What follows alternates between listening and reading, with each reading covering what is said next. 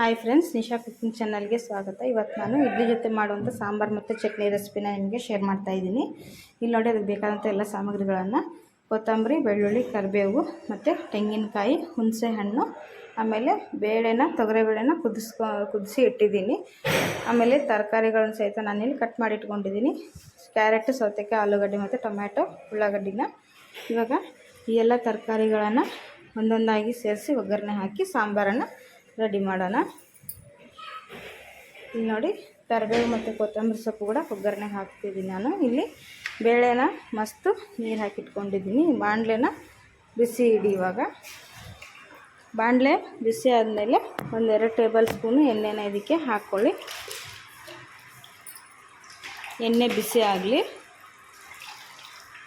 ಬಿಸಿ ಆದಮೇಲೆ ಒಗ್ಗರಣೆ ಹಾಕ್ರಿ.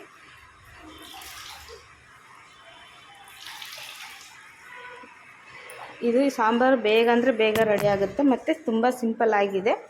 ನಮ್ಮ ಮನೇಲಿ ಏನಿರ್ತೋ ಅದೇ ತರಕಾರಿಗಳನ್ನು ಹಾಕಿ ಸಾಂಬಾರು ಮಾಡ್ಕೊಳ್ಳಿ, ಜಲ್ದಿ ಆಗುತ್ತೆ ಇದು. ಈಗ ಎಣ್ಣೆ ಕಾದಿದೆ, ಇದಕ್ಕೆ ಸಾಸಿವೆನ ಹಾಕ್ತಾಯಿದ್ದೀನಿ.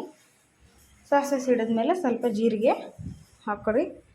ಜೀರಿಗೆ ಅದು ಕೂಡ ಸಿಡಿದ್ಮೇಲೆ ಕರಿಬೇವಿನ ಸೊಪ್ಪು ಹಾಕ್ರಿ. ಕರಿಬೇವು ಸೊಪ್ಪು ಹಾಕಿ ಆಮೇಲೆ ಇದಕ್ಕೆ ಹೆಚ್ಚಿಟ್ಕೊಂಡಂಥ ಉಳ್ಳಾಗಡ್ಡಿನ ಹಾಕಿರಿ. ಉಳ್ಳಾಗಡ್ಡಿ ಉದ್ದಿಗೆ ಹೆಚ್ಕೊಳ್ಳಿ. ಈ ಥರ ಟೇಸ್ಟ್ ಚೆನ್ನಾಗಿರುತ್ತೆ. ಒಂದು ಸಾರಿ ಇದನ್ನು ಸರಿಯಾಗಿ ಕೈಯಾಡಿಸಿ ಫ್ರೈ ಮಾಡಿ. ಉಳ್ಳಾಗಡ್ಡಿ ಫ್ರೈ ಆದಮೇಲೆ ಎಲ್ಲ ತರಕಾರಿಗಳನ್ನು ಸಹಿತ ಇದಕ್ಕೆ ಸೇರಿಸಿ ಚೆನ್ನಾಗಿ ಎಣ್ಣೆಯಲ್ಲಿ ಫ್ರೈ ಮಾಡಿಕೊಡ್ರಿ. ಎಣ್ಣೆಯಲ್ಲಿ ತರಕಾರಿಗಳು ಸರಿಯಾಗಿ ಫ್ರೈ ಆದರೆ ಬೇಗ ಕುದೀತವೆ, ಆಮೇಲೆ ಟೇಸ್ಟ್ ಕೂಡ ಜಾಸ್ತಿ ಇರುತ್ತೆ ಅದರದ್ದು. ಇವಾಗ ಒಂದೊಂದೇ ತರಕಾರಿಗಳನ್ನು ಹಾಕಿ ಇದಕ್ಕೆ ಮಿಕ್ಸ್ ಮಾಡೋಣ ಒಗ್ಗರಣೆಗೆ. ಈಗ ನೋಡಿ, ಎಲ್ಲ ತರಕಾರಿಗಳನ್ನು ಹಾಕಿದ್ದೀನಿ ನಾನು. ಇದನ್ನೊಂದು ಸರಿಯಾಗಿ ಕೈ ಆಡಿಸ್ರಿ. ಎಣ್ಣೆಯಲ್ಲಿ ಫ್ರೈ ಆಗೋವರೆಗೂ ಬಿಡ್ರಿ.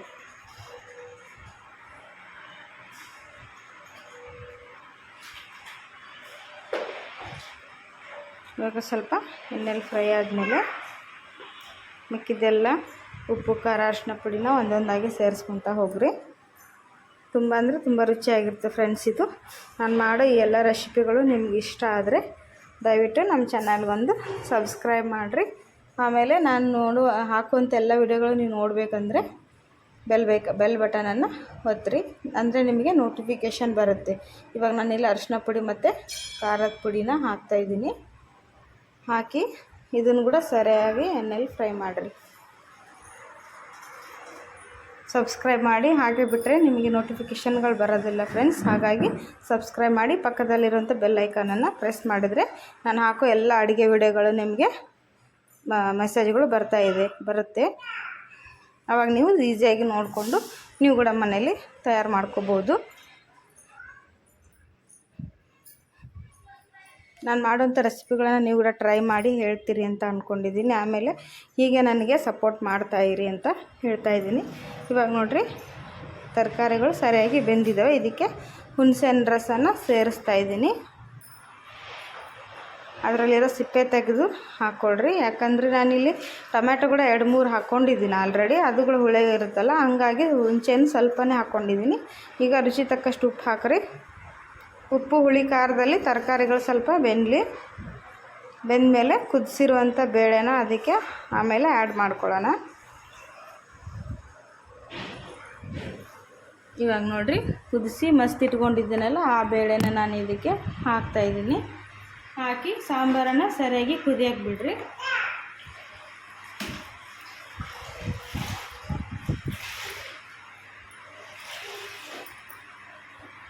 ನಿಮ್ಗೆ ಎಷ್ಟು ಬೇಕೋ ಆ ಕಂಟೆಸ್ಟಲ್ಲಿ ನೋಡಿಕೊಂಡು ನೀರನ್ನು ಆ್ಯಡ್ ಮಾಡಿಕೊಳ್ರಿ.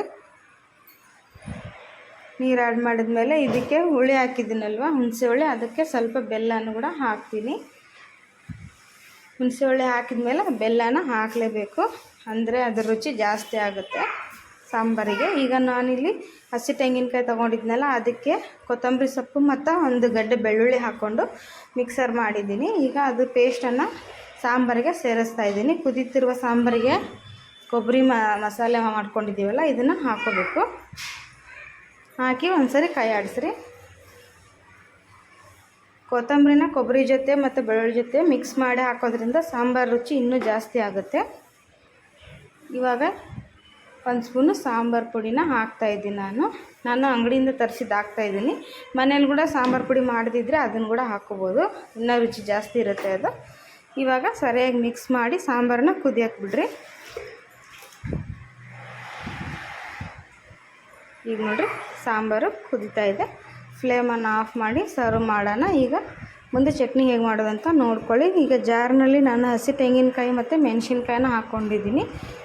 ಆಮೇಲೆ ಒಂದು 4-5 ಹೆಸರು ಬೆಳ್ಳುಳ್ಳಿ, ಹುರಿದಿಟ್ಕೊಂಡಂಥ ಟೊಮ್ಯಾಟೊ, ಆಮೇಲೆ ಹುರಿದಿಟ್ಕೊಂಡಂಥ ಉಳ್ಳಾಗಡ್ಡಿ, ಮತ್ತು ಇಲ್ಲಿ ಶೇಂಗಾ ಹುರಿದಿಟ್ಕೊಂಡಿದ್ದೀನಲ್ಲ ಅದನ್ನು ಕೂಡ ಹಾಕ್ತಾಯಿದ್ದೀನಿ. ನಾನು ಹುರಿದಿಟ್ಕೊಂಡಂಥ ಶೇಂಗಾ ಎಲ್ಲವನ್ನು ಹಾಕ್ಕೊಂಡು ಮಿಕ್ಸಿ ಮಾಡ್ಕೊಳ್ಳಿ. ಇದಕ್ಕೆ ಕೊತ್ತಂಬರಿ ಸೊಪ್ಪು ಕೂಡ ಹಾಕಿ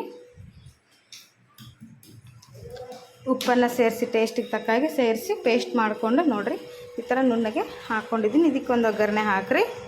ಜೀರಿಗೆ, ಸಾಸಿವೆ, ಕರಿಬೇವು ಸೊಪ್ಪು, ಒಣಮೆಣಸಿನ್ಕಾಯಿ ಹಾಕಿ ಒಗ್ಗರಣೆ ರೆಡಿ ಮಾಡಿಕೊಂಡ್ರೆ ಚಟ್ನಿ ರೆಡಿ ಆಗುತ್ತೆ. ಇವಾಗ ಇಲ್ಲಿ ಇಡ್ಲಿ ಬ್ಯಾಟರ್ ಕೂಡ ರೆಡಿ ಇದೆ. ಇದಕ್ಕೆ 1 ಚಿಟಿಕೆ ಸೋಡಾ ಪುಡಿ ಮತ್ತು ಉಪ್ಪನ್ನು ಹಾಕಿ ರೆಡಿ ಮಾಡಿ ನೆನೆಸಿ ಇಟ್ಟಿದ್ದೀನಿ. ಇಲ್ಲಿ ಅದನ್ನು ಇಡ್ಲಿ ಪ್ಲೇಟ್ಸ್ಗೆ ಹಾಕ್ತಾಯಿದ್ದೀನಿ. ಇಡ್ಲಿ ಪ್ಲೇಟ್ಸಿಗೆ ಹಾಕಿದ ತಕ್ಷಣ ಒಂದು 10-15 ನಿಮಿಷ ನೀವು ಇದನ್ನು ಸ್ಟೀಮಲ್ಲಿ ಬೇಯಿಸ್ಬೇಕಾಗತ್ತೆ. ಆಮೇಲೆ ಇಡ್ಲಿಗಳು ರೆಡಿ ಆಗ್ತವೆ.